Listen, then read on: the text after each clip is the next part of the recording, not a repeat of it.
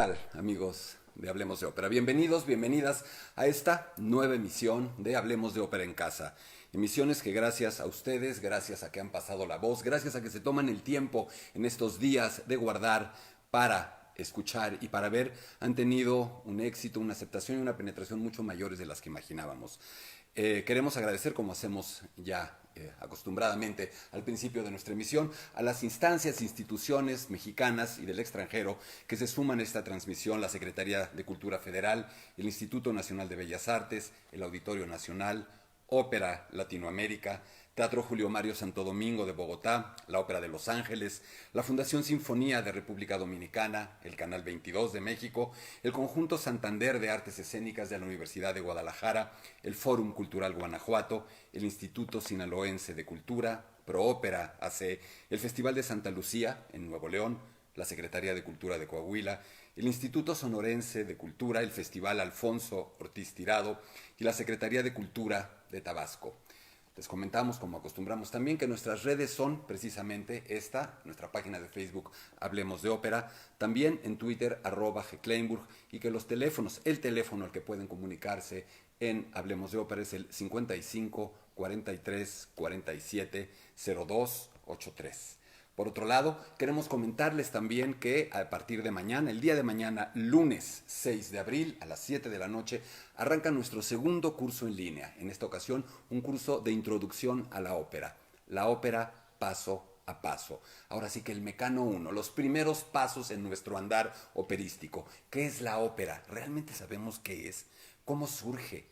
¿Surge naturalmente? ¿La inventa alguien? ¿Cómo va evolucionando, transformándose? Y también hablaremos del canto operístico, que es también materia de nuestra charla del día de hoy. ¿Qué es cantar ópera? ¿Es tan difícil? ¿Es fácil? Veremos el canto por dentro, veremos el canto desde dentro del cuerpo, desde resonancias magnéticas, laringoscopías, escucharemos las virtudes y los defectos del canto, haremos ejercicios en casa para sentir un poco lo que siente un cantante y revisaremos las principales divisiones de la voz humana. Lunes 6, martes 7 y jueves 9 de abril de las 7 a las 9 de la noche. Inscríbanse a las redes sociales que ya les di y al 55 43 47 02 83. Y ahora sí, en materia. Pavarotti, 120 kilos de canto solar. Parecería un título un tanto cuanto irrespetuoso, ¿no? ¿Por qué aludir al peso de Pavarotti y contraponerlo con algo tan bonito como una frase que dice el canto solar? Porque a mí de entrada me parece que en esta frase se agrupa o se encierra una parte de la contradicción, de las luces y sombras, de las características enteras como humano y superhumano que tuvo este hombre absolutamente increíble. Hoy, a diferencia de otras ocasiones, me voy a tomar una libertad. Espero que les guste y que la disfruten. Va a ser la primera vez que en público, entre ustedes, cuente mi relación personal, mi experiencia personal con Luciano Pavarotti en el año de 1996 y de 1997. Eso hará que nuestra charla del día de hoy se prolongue un poco más, seguramente, de lo habitual. Mucha gente me lo ha pedido, me dicen que no vea el reloj tanto, que no me limite en cuanto al tiempo. No quiero cansarlos, no quiero ser excesivo, pero en esta ocasión creo que es posible que nos vayamos un poquito más allá de los 30 o 40 minutos. Y empecemos por el principio. Luciano Pavarotti nace un 12 de octubre de 1935 en la ciudad de Módena, en Italia. Yo siempre creo que en las coordenadas principales para hablar de un personaje famoso se encierra siempre mucho. Nace en 1935, no nace en 1900, no nace en 1970, nace en un momento en el que Europa está en guerra. Es un niño de la guerra, con las carencias y el sufrimiento propios de la guerra. Ese es un apunte biográfico que no se puede soslayar. No nace en una gigantesca urbe, nace en Módena, en una ciudad de Emilia-Romagna, de esta zona de Italia, que se caracteriza por muchas cosas. Seguramente pensaremos en el aceite balsámico, seguramente pensaremos en algunas otras cosas o productos, pero también, y eso probablemente no lo sabemos, se caracteriza por tener, o dicen tener, las voces más bellas de Italia. Y me van a disculpar, pero si en ese lugar nacieron, y en esa ciudad precisamente, Módena, el mismo año con solo unos cuantos meses de diferencia y unas cuantas cuadras de distancia, dos individuos, un bebito llamado Luciano Pavarotti y una bebita llamada Mirella Freni, algo tiene que haber ahí. Díganme ustedes cuáles son las probabilidades de que acaso los dos más grandes cantantes del mundo en su generación hayan nacido en el mismo lugar, en el mismo año e hijos de madres amigas. Las posibilidades son prácticamente cero. Sin embargo, sucedió. ¿Quién es el padre de Pavarotti? El padre de Pavarotti es un panadero. Es decir, un hombre que convive con la gente, un hombre del pueblo. Pavarotti nace en una clase media baja, trabajadora, proletaria italiana, hija de un panadero, pero también de un tenor. Cuidado, porque si el padre de Pavarotti hubiera escuchado que le digo panadero a secas, me mata. Él se consideraba ante todo un tenor. No, no un tenor, un tenorazo. Pavarotti hijo, ya en plena luminosidad, en plena fama planetaria, escuchaba a su padre decir: si tú hubieras tenido mi voz, ¿te imaginas qué cantante habrías sido? Es una frase para enmarcar, sobre todo porque el padre de Pavarotti la decía muy en serio. Y Pavarotti mismo, un buen chico, un hijo que amaba a su padre, suscribía esa frase y decía que él no tenía la voz de su padre. Hemos oído algunas grabaciones de los dos cantando juntos y me parece que uno y otro exageraban. ¿Y quién era la mamá de Pavarotti? La mamá de Pavarotti era una tabacalera, una mujer como Carmen, que trabajaba en una fábrica de tabaco. Seguramente, no lo sé exactamente, tal vez liando, armando puritos, armando cigarros de tabaco. ¿Y quién creen que era una amiga de la mamá? Bueno, ya lo dije, de la mamá de Pavarotti en esa tabaquería. Precisamente la mamá de Mirella Freni. Y era tal la proximidad en el nacimiento de ambos bebés que dicen que las dos madres amamantaban a ambos juntas en los tiempos de receso que les daban en esa fábrica. Imagínense ustedes entonces a esas dos madres amamantando a esos dos bebitos que serían, y por supuesto ellas lo ignoraban, los más grandes cantantes de su tiempo. A mí me encanta, por razones muy personales, decir que la primera gran pasión de Pavarotti no fue precisamente el canto o la ópera, aunque fuera sensible a ellos por su padre. Su primera pasión fue el fútbol. Y creo que eso nos quedó claro a todos a partir del Mundial de 1990 o a partir de esos partidos de fútbol en los que por primera vez los tres tenores ya se juntaban un poco para echarse una cascarita en el Festival de Salzburgo principalmente, acaso en la Ópera de Viena, en distintos lugares. Es decir, el fútbol, esta pasión gregaria, popular, jalaba poderosamente a Pavarotti. Es un dato biográfico importante. No estamos hablando de un niño nerd, de un niño estudioso, de un ratón de biblioteca. Estamos hablando de un chavo que vivía plenamente. Y la otra pasión, por supuesto, como todos en Módena, era el canto. En esa ciudad existía desde antes de que naciera Pavarotti y aún en nuestros días uno de los coros amateurs más famosos de Italia, el coro Rossini. Por supuesto el padre de Pavarotti perteneció a él, por supuesto Pavarotti también, y por supuesto hoy esa figura de Luciano Pavarotti es el emblema absoluto del coro. Coro con el cual Pavarotti obtuvo su primer triunfo cuando de muy joven, siendo parte de él, fueron a Gales, en las Islas Británicas, a participar en un concurso internacional de coros amateurs y, sí, precisamente ganaron.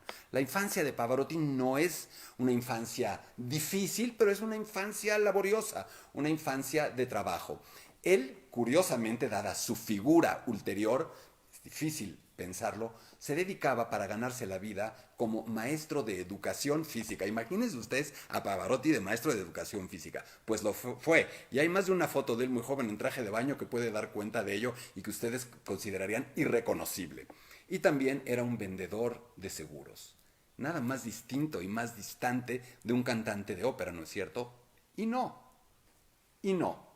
Esa educación física, ese trabajo físico, en algún sentido, debe de haber empezado a obligar a su cuerpo a rutinas de fortaleza y a rutinas de respiración, a rutinas de capacidad aeróbicas que son indispensables para la parte atlética, que existe y es mucha, del canto operístico. Pavarotti muy pronto empieza a decidir que él quiere ser un cantante y se lanza de lleno hacia la consecución de esa meta, intentando ganar algunos concursos, le va mal al principio, después logra ganar uno, pero aquí viene algo importante. Pavarotti, contrariamente a lo que muchos dicen y dijeron y seguirán diciendo, no era un natural. A mí me van a disculpar, no se puede cantar así de manera natural. Por supuesto que hay atributos naturales en Pavarotti, atributos únicos, atributos en los que ni siquiera tiene algo que ver él, accidentes genéticos, principalmente el de la belleza de su timbre. ¿Qué es la belleza del timbre de una voz? Si ustedes saben, les pido que me expliquen y que manden un comentario. Yo no. Nadie sabe qué es la belleza vocal, pero todos la reconocemos. Si juntamos a 10,000 conocedores, a 10,000 críticos de ópera, y les pedimos a todos que juzguen a un cantante, todos van a dar opiniones distintas. Algunos dirán que es maravilloso, otros menos bueno, otros que está engolado, otros que no, que está fijo, que cala, que bla, bla, bla, desafina. Dirán muchas cosas. Pero ¿saben en lo único que van a estar de acuerdo? Siempre en algo que no se puede medir, en algo que no se puede evaluar, en la belleza de su voz. Siempre hay consenso en cuanto a la belleza de un timbre o no belleza de un timbre. ¿Por qué? Es un misterio. Es esta facultad natural, biológica, acaso evolutiva del ser humano de percibir, asociar, necesitar, volverse un adicto de lo bello. Y eso es el timbre de Pavarotti, una fuente permanente de adicción sonora, de adicción acústica. Eso es natural, pero lo que no es tan natural es esta formación técnica. Pavarotti empieza a estudiar, tiene varios maestros en su infancia, maestros que compartían, que también eran maestros de su padre, pero sobre todo tiene dos ideas del canto, ideas con las orejas, no ideas con la cabeza. Una es, por supuesto, Enrico Caruso y la otra es Beniamino Gigli, a quien sí logra escuchar. Y ahí Pavarotti toma una decisión completamente italiana, una decisión que lo aparta por completo de cualquier otra cultura canora de canto. La vocalidad solar, luminosa, italiana, el timbre bello, libre, la emisión expuesta, cálida, mediterránea, lírica, romántica, si se quiere así, pero también con una serie de preceptos y de lineamientos técnicos muy precisos. Ahí están los dos verdaderos maestros de canto de Pavarotti. Pero también Pavarotti, que puede tener tantas sombras en su parte musical, en su parte de ejecución, en su parte estética musical, tiene un elemento que me llama a mí mucho la atención, el elemento del respeto a la partitura. Eso es curioso. Un hombre tan poco instruido musicalmente, porque fue poco instruido musicalmente, tenía una sensibilidad, una prudencia, un respeto musicales por el texto escrito por los compositores que no se acostumbraba en Italia. Ese es un parteaguas de Pavarotti. Menos parafernalia, menos abelimenti, menos amaneramientos vocales y un poco más de rigor, un poco más de sobriedad. Pero a cambio, una expresividad, una capacidad de generar colores, matices, emociones con la voz única. Increíble. Pavarotti sabía que su voz era tan poderosa, era tan seductora y fascinante e hipnótica que no tenía que recurrir a otras parafernalias. Lamentablemente, tengo la sensación de que de pronto Pavarotti incluyó en esas parafernalias o excesos o atributos secundarios y accesorios cierta musicalidad más profunda, cierto compromiso histriónico, dramático, actoral. Eso no se puede negar. Pavarotti no cae en ese apartado. Pavarotti no cae en el apartado inaugurado por María Callas y prolongado por Plácido Domingo de cantantes músicos, de cantantes actores. Pavarotti es un cantante, es un cantante vocal puro y duro. Decíamos entonces que intenta ganar algún concurso, no lo logra, queda en segundo lugar, se frustra, finalmente logra ganar ese concurso y tiene su primer papel. ¿Cuál sería? El Rodolfo en la Bohème. ¿En dónde? En Módena. ¿Con quién? Con su amiguita de la infancia, con su sister, con su carnala, como diríamos en México, que lo fue toda la vida. La excelsa Mirella Freni, acaso la más bella voz y la más grande cantante de su generación y una de las más grandes sopranos de la historia grabada. Y justamente ese éxito empieza a generar en Pavarotti algo que lo acompaña toda su vida: la superstición. Me parece que encontrar un cantante no supersticioso es absolutamente imposible, es como encontrar un torero no supersticioso. Sin afán alguno de defender la tauromaquia, yo encuentro una vinculación entre estas dos profesiones y la superstición tan grande. Es tan frágil el canto, es tan vulnerable y expuesto el canto operístico, es tan difícil cantar bien y cantar bello, es a veces tan en la línea donde uno se puede caer vocalmente, donde suena tan bella la voz, que hay que encomendarse no solamente a la técnica, no solamente a la salud, no solamente a la divinidad, sino a cualquier cosa. Es sabido que Pavarotti no cantaba en ningún teatro durante muchas de sus giras iniciales, no cantaba por primera vez en un teatro si no era la Bohème, el primer papel que cantaba. Sabemos también una superstición universal entre los cantantes, que no salía a cantar una función si no llevaba un clavo doblado en algún lugar de la ropa. Esa superstición existe hasta nuestros días. ¿Por qué? No me pregunten. Pero es sabido, como sigue siéndolo con muchos de los teatros de ópera del mundo, que se suele dejar clavos doblados en el escenario para que los pobres y atribulados cantantes, desde el más pequeño y modesto hasta el divo de divos, lo pueda encontrar y lleve su clavo con él. Y así viene la evolución de Pavarotti. No nos vamos a detener mucho más, pero es importante entender este principio. Una evolución en la que pronto tiene una suerte de primera oportunidad en el Met de Nueva York, se enferma, tiene que cancelar, siente que Nueva York le trae mala suerte, siente que la ópera que iba a cantar, que no era la Bohème, le trae mala suerte. Finalmente su debut estelar se da en la Scala de Milán, luego en Covent Garden, y ahí siempre sustituyendo a cantantes de primera línea enfermos, Di Stefano por ejemplo. Y aquí la gente, el mundo se da cuenta de que ahí hay un cantante de ópera italiano estelar, de que ahí muy probablemente está el que sigue. Todavía tenemos a un Pavarotti físicamente mesurado, físicamente en cuanto a su peso en control, y hablaremos del peso de Pavarotti y su vocalidad.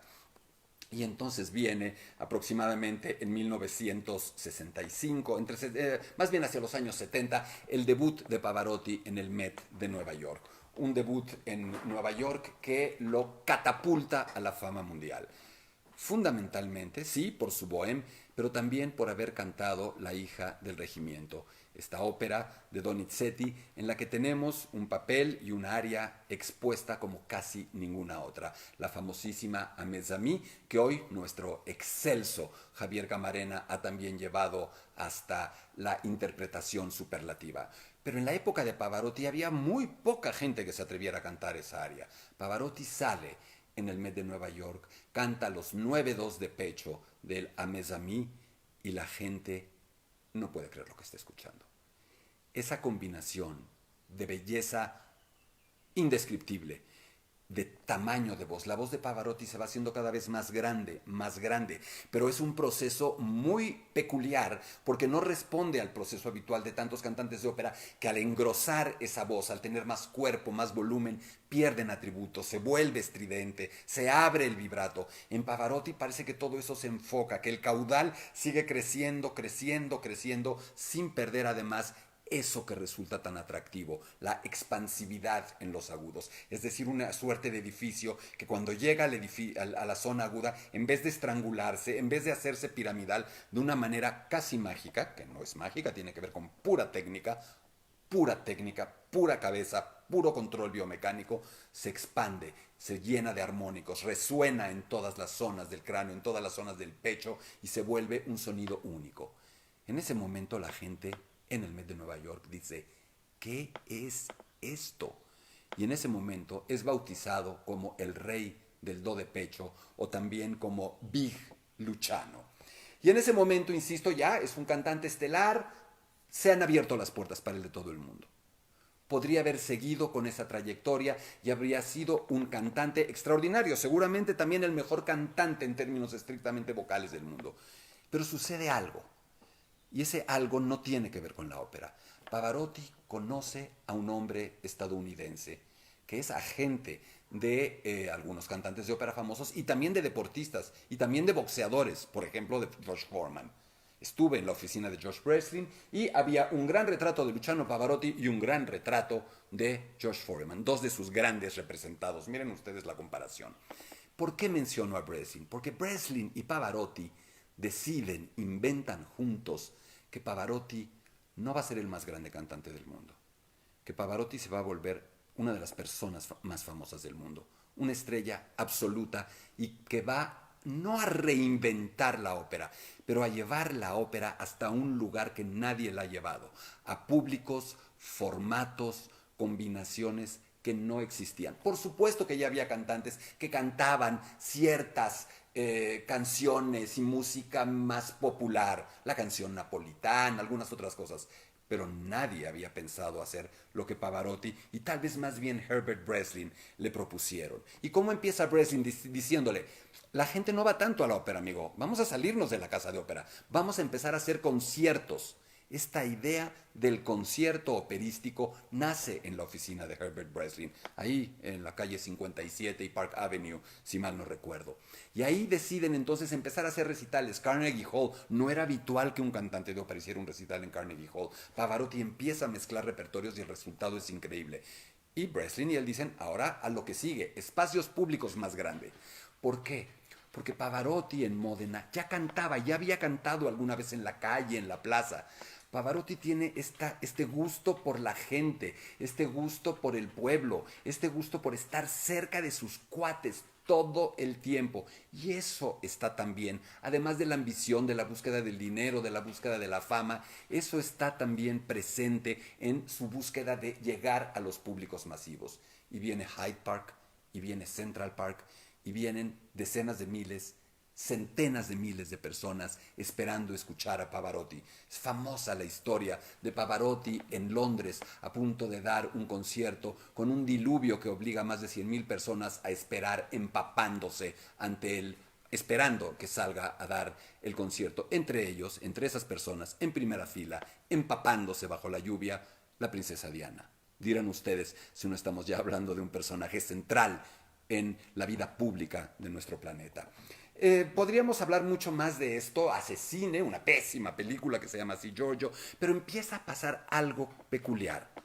Esta voz bellísima, este canto supremo, parece que ya no tiene ni dedica todo su tiempo a la ópera. Los críticos, el público especialista de ópera empieza a resentirlo, no amplía el repertorio, es siempre el mismo repertorio, no aprende otros idiomas para cantar y empiezan a notar cierto vaivén en la consistencia vocal de Pavarotti, en su nivel de desempeño.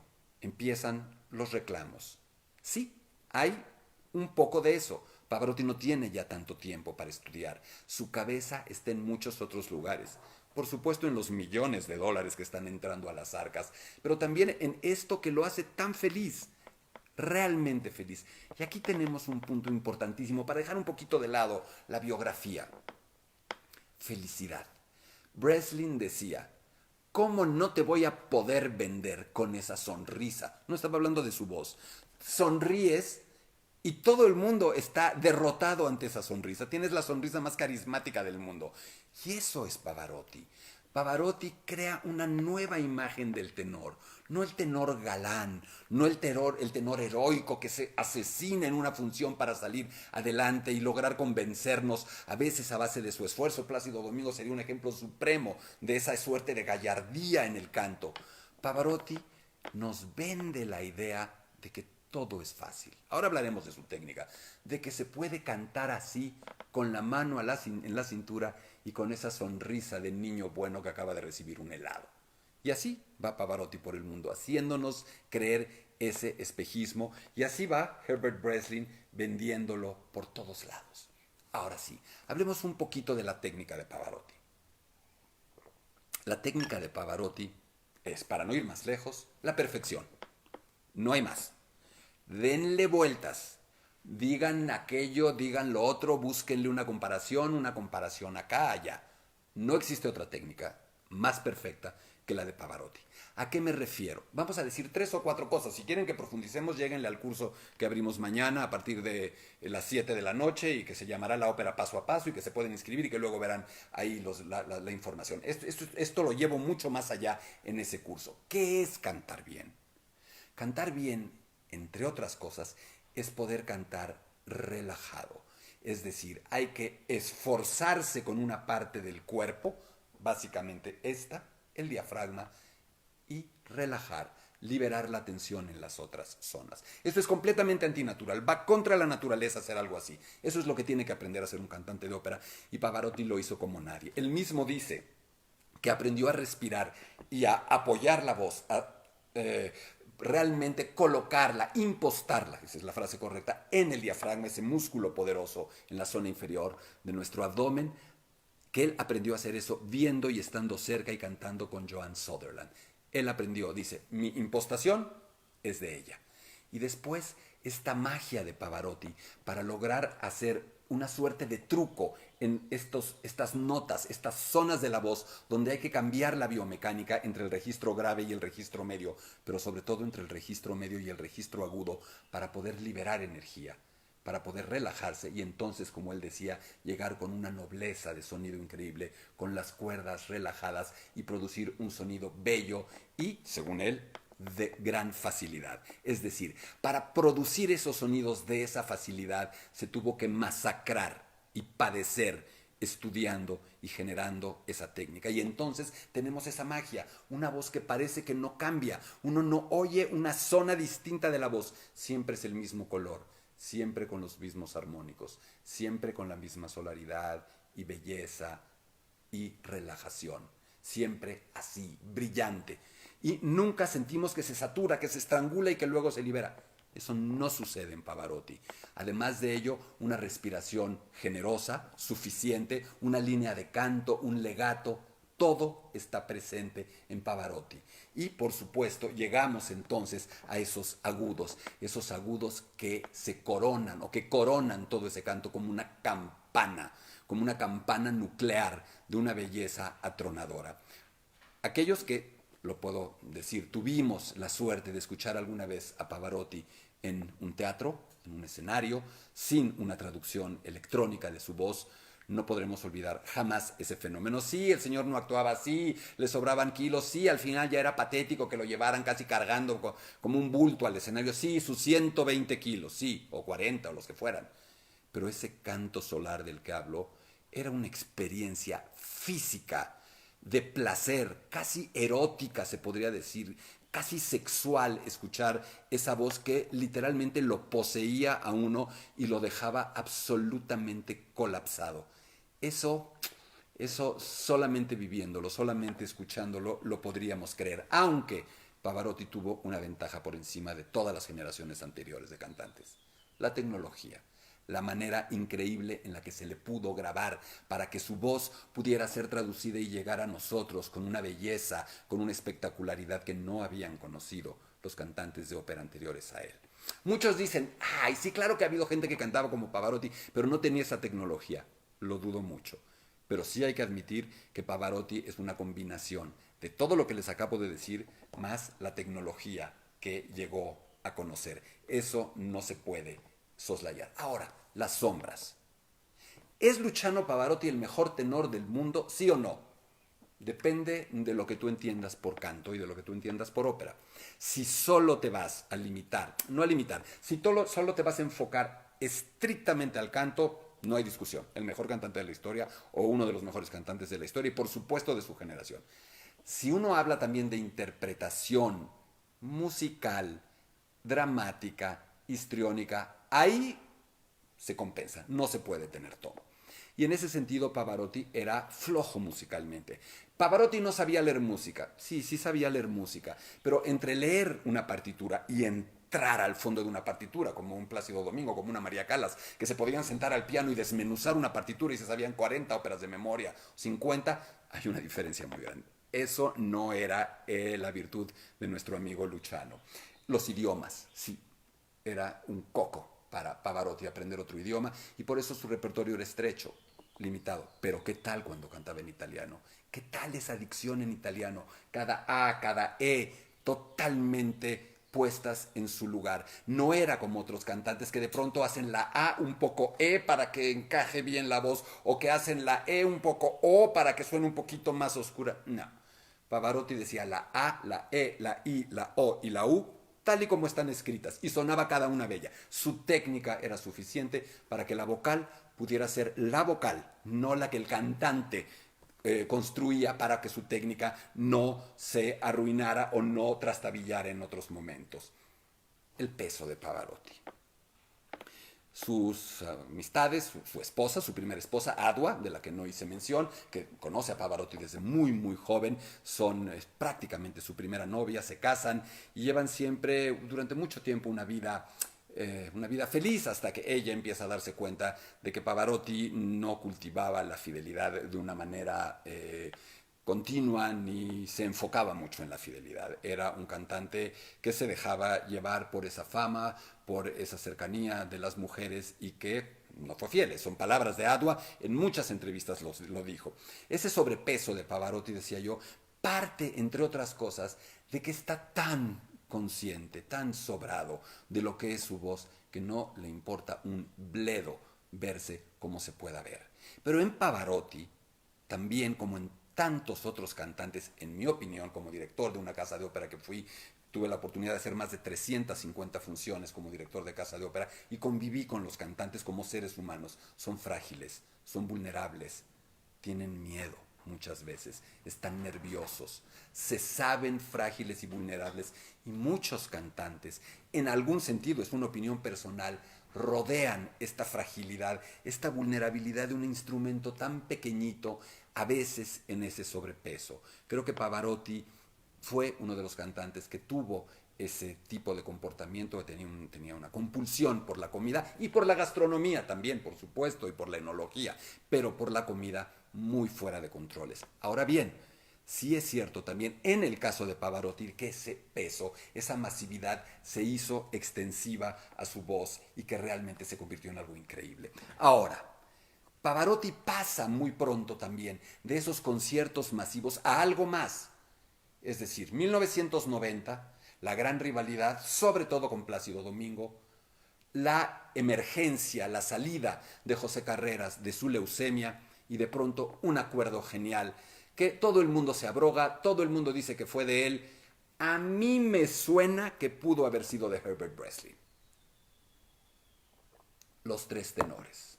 Final del Campeonato Mundial de Roma, 1990, Termas de Caracalla, Zubin Mehta, Carreras, Pavarotti, Domingo, hacen este concierto único en el que la ópera se pone en otro lugar. Ya Pavarotti y Plácido Domingo también, por supuesto, y José Carreras en menor medida, habían extendido a estos otros ámbitos populares. Pero ahí la penetración es brutal. Repiten el concierto en muchísimos lugares con un éxito sin precedentes. La ópera se vuelve top of the mind, dirían algunos mercadólogos, en relación con el espectáculo. No lo era. Muchos puristas dicen, pero eso no es cierto, la gente no va a ir a la ópera siguiéndolos. Pues sí, mucha gente llegó a la ópera por eso y por ellos. Pero Pavarotti va más lejos. Se separa de Adwa, se vuelve pública su relación con Nicoletta Mantovani, y Pavarotti en esa casa en Módena, donde siempre regresa, Pavarotti siempre va a Módena, tiene su penthouse en Essex House en Nueva York, en Central Park, pero tiene siempre su casa en Módena llena de amigos. Pavarotti sale a la calle, la gente de Módena lo cuida, no lo acosa, es el ciudadano favorito de Módena.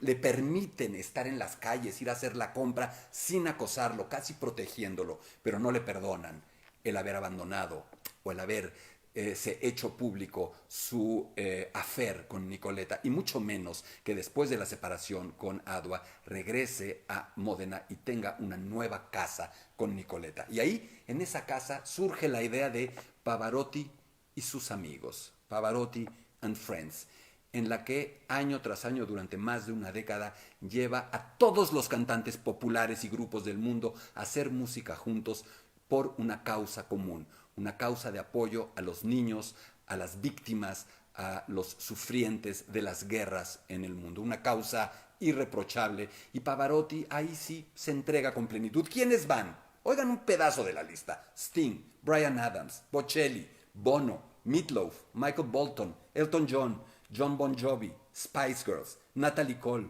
Ricky Martin, B.B. King, Lionel Richie, George Michael, Enrique Iglesias, Caetano Veloso, el Dalai Lama como invitado un día, Tom Jones, Barry White, Deep Purple, James Brown, Lou Reed, Queen, Eric Clapton, Deep Purple, Zucchero, Maná. Es increíble. Pavarotti ha llevado la ópera y se ha llevado a sí mismo a un lugar que nadie en el mundo de la música clásica, de la música de concierto, había soñado. Ahí ya sus presentaciones operísticas se vuelven cada vez más escasas, más erráticas, y su voz entra en un franco deterioro. Demasiado sedentarismo, demasiado peso, demasiado poco tiempo para estudiar y comprometerse con el canto operístico. Aquí debería de terminar nuestra charla, llevo 35 minutos, aquí debería de despedirme. Pero pues ahí les voy con una historia. Una historia personal, les ofrezco una disculpa por traer la primera persona, pero creo que les puede gustar. La adicción por la voz de ese hombre fue algo muy difícil de controlar para cualquier persona, para los productores, para los comerciantes y agentes, para el público, para los colegas y para las personas que en alguna ocasión tuvimos responsabilidades en una casa de ópera. Yo fui de 1991 a 2000 aproximadamente director de la Ópera de Bellas Artes, de la Compañía Nacional de Ópera de México. Y en 1996, después de haber podido tener a prácticamente todas las figuras nacionales e internacionales a las que aspiré, después de que Plácido Domingo había cantado ya en un par de ocasiones, de que nuestros grandes tenores mexicanos, Ramón Vargas, Francisco Araiza, Rolando Villazón, Fernando de la Mora y muchísimos otros habían cantado, de que figuras internacionales estaban permanentemente con nosotros, de que habíamos logrado, lo digo con muchísimo orgullo y satisfacción y humildad, recolocar a la Ópera de Bellas Artes en un lugar importante en el panorama internacional, tenía la espina clavada de que no había podido traer a Luciano Pavarotti a México. Y ahí hubo un golpe de suerte. En alguna ocasión, un tenor famoso, maravilloso, argentino, Luis Lima, al que contraté para cantar a Andrea Chenier, me trajo a un chico director de orquesta y me lo impuso. Me dijo que solo cantaría si él dirigía. Y trajo a un chico al que nadie conocía y que hoy es uno de los directores de ópera más famosos del mundo, Marco Armiliato. Marco Armiliato y yo hicimos un clic amistoso a la primera de cambios, nos unía el fútbol, fuimos a ver partidos de los Pumas juntos y nos hicimos brothers, súper amigos. Su esposa enseñó a mi esposa a hacer pasta, cenábamos en casa y yo le dije, Marco, échame una mano, neta, como decimos en México, nos falta Pavarotti, ayúdanos. Y Marco me dijo, van a tener que tener paciencia porque esa es una historia larga. Y Marco me dijo, va, vente a Nueva York, estate una semana, Pavarotti va a estar cantando a Andrea Chenier, te damos boletos, y espérate que un día yo te llame y te diga, podemos ver a Pavarotti. Yo hago el trabajo previo, pero tú tienes que llegar y terminarlo de convencer. Fui con mi esposa, con Maite, a quien muchas de las personas que siguen este proyecto conocen, que es ahora mi camarógrafa y sonidista y floor manager en esta transmisión. Y ahí estábamos muy chavos los dos, muy chavos, en 1996, sentados esperando que pudiéramos conocer a Pavarotti. Fuimos a la función de Andrea Chenier, una locura, y un día Marco nos dice, oye, vengan, tal hora en el penthouse de South Essex House, en Central Park. Llegamos, nos dejan pasar con cierta dificultad, no nos creen que estos dos chavitos mexicanos tienen una cita con Pavarotti, subimos al penthouse y en efecto ahí está Luciano Pavarotti, con su camisa hawaiana, sus tenis, su tenis desabrochado y su pierna sobre el escritorio, porque era gotoso y la pasaba mal.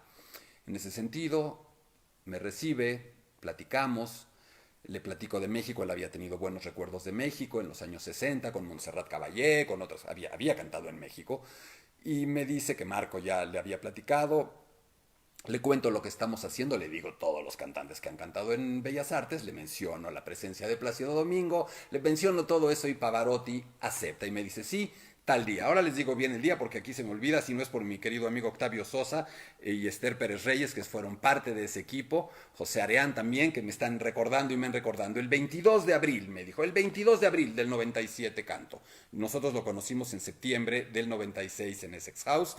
Me dice, y para los pequeños detalles, se podrán imaginar cuáles eran los pequeños detalles, nosotros ya teníamos un patrocinio, afortunadamente, de la Fundación Carso, que nos había ayudado para poder hacer todo ese proyecto. No había manera de hacerlo de otra manera y fue un muy generoso y espléndido apoyo el que permitió que eso fuera posible.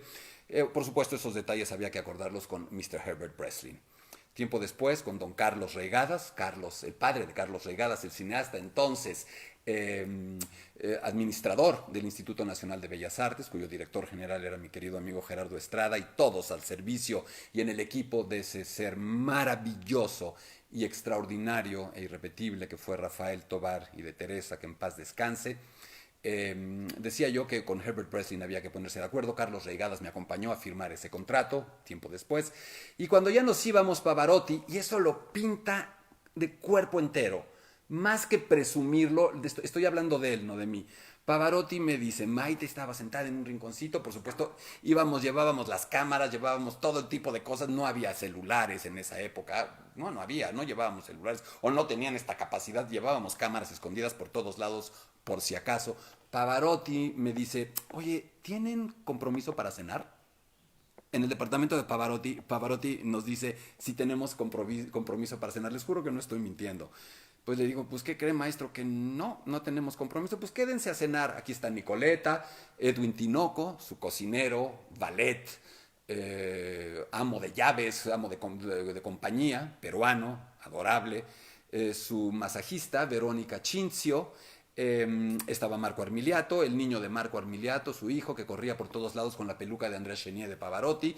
Y me dice, bueno, mientras cocinan, aquí le dice a Marco, vamos a revisar un poco del Andrés Chenier, porque había algunas dudas. Yo estaba a punto de darme un colapso. Si no me dio un infarto ese día, creo que no me va a dar. Pavarotti se pone a repasar algunos fragmentos y pasajes de Andrés Chenier cantando a voz frente a nosotros, en un piano de cola. Marco lo acompañaba con fotos de Plácido Domingo. Una de las fotos principales era de Plácido, de Mandela, de cualquier persona.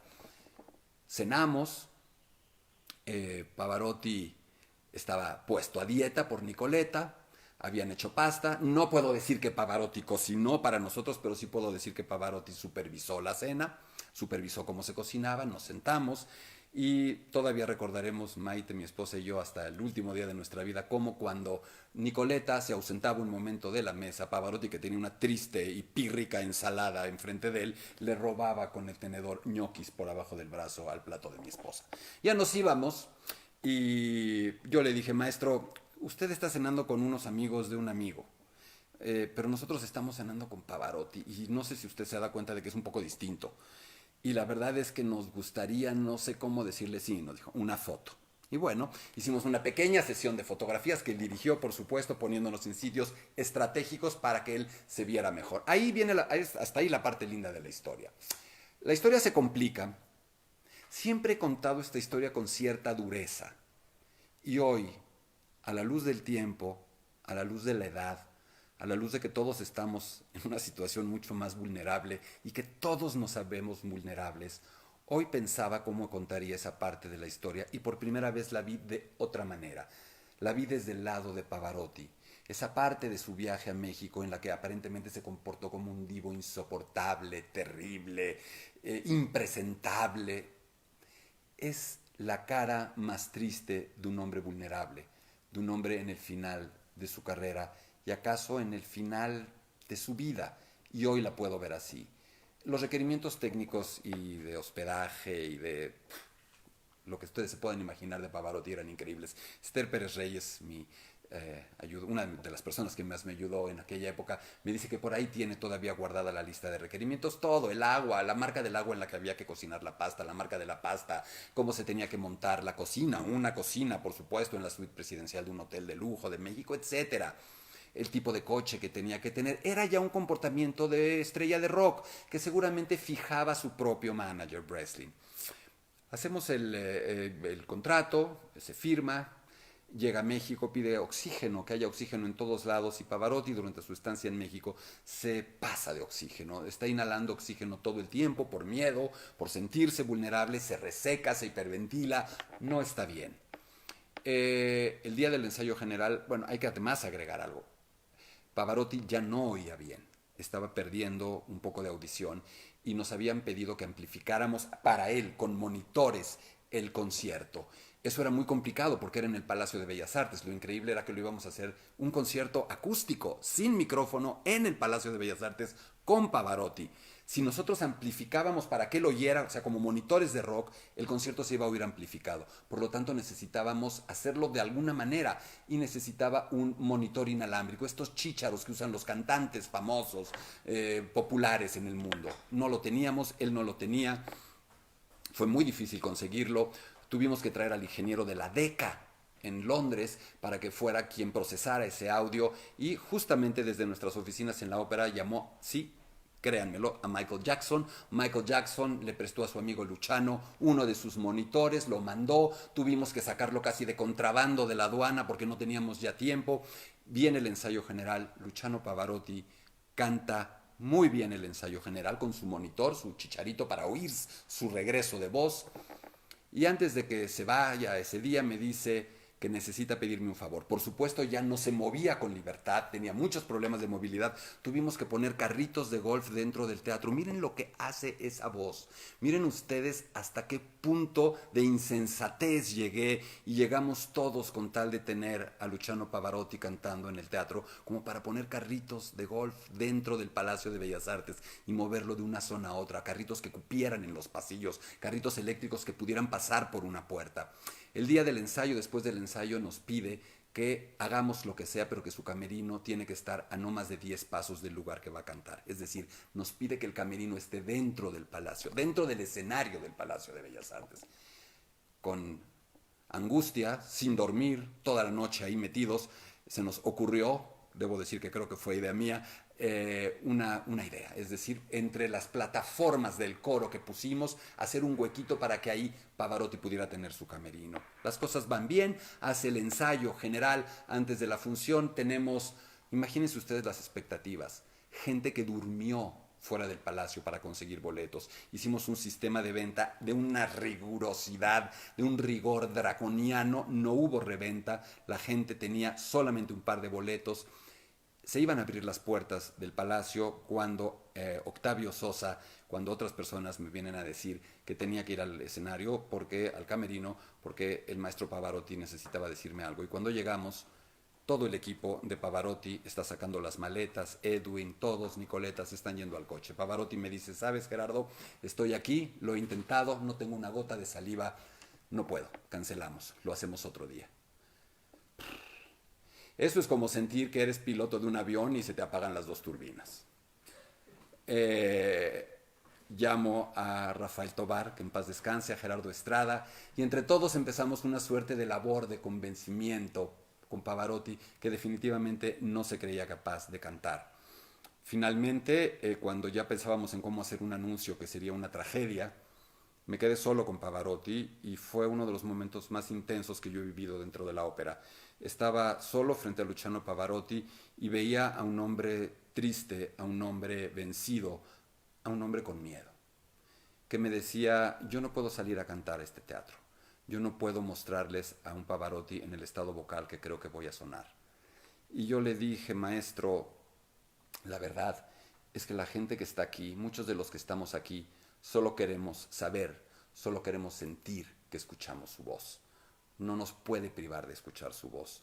No puede hacer eso. Y luego algunas cosas más que comenté un poco en modo chantajista, melodramático, mexicano de Juan Orol, pero parece que funcionó. Al final, Pavarotti, a regañadientes, pero con su sonrisa de niño que acaba de recibir un helado, me dijo, eres un delincuente. Espero no morirme en tu teatro. Le dije, no se preocupe, maestro, no se va a morir en mi teatro.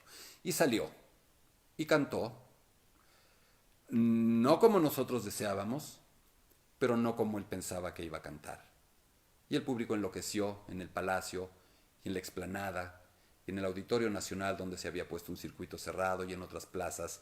Y finalmente Pavarotti cantó por última vez en México e hizo uno de los últimos conciertos que dio en un espacio cerrado con una orquesta sin amplificación electrónica. Hasta aquí mi historia con Pavarotti. Es una historia que he contado mucho a muchos amigos, pero es una historia que nunca había contado en público y menos al número de personas que deseo estén viendo esta transmisión y que vayan a ver esta transmisión. Ya merito, ¿eh? Pavarotti muere el 6 de septiembre de 2006. Y ese día nada volvió a ser igual en la historia del canto. No ha nacido con el inmenso respeto que me merecen todos los cantantes, los grandes cantantes mexicanos y mundiales. No ha nacido, ni va a nacer en nuestro tiempo y el de nuestros hijos y seguramente el de nuestros nietos, un ser humano que pueda producir esos sonidos. Un ser humano que pueda producir un canto de esa luminosidad y de esa solidaridad. Me voy a ir despidiendo, pero antes de despedirnos, no, me despido primero con una suerte de rúbrica sobre Pavarotti. Yo quiero decir que como Carlos Gardel, Pavarotti, Pavarotti canta cada vez mejor. Cada vez que escuchamos esas grabaciones en plenitud de Pavarotti, nos damos cuenta de que es el milagro vocal más grande que la historia grabada ha registrado. Y yo les digo lo que siento cuando escucho a Pavarotti, porque de verdad es una sensación física. La sensación de escuchar a Pavarotti, es decir, entre el instante en el que uno no lo escucha y el instante en el que aparece su voz, es el mismo que yo siento cuando estoy en un lugar a oscuras, no me oriento bien, no sé dónde están las cosas, trato de parpadear para ver si puedo ver mejor y de pronto no les ha pasado que están así y alguien enciende la luz y dicen, wow, es una sensación que no solo pasa por los ojos, es una sensación de general, sistémica.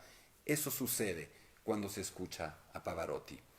Y es por eso y por tantas cosas que lo queremos tanto y que le estaremos toda la vida agradecidos todos aquellos, no que amemos la ópera, todos aquellos que amemos la voz humana. Y no he conocido a una sola persona que no ame la voz humana.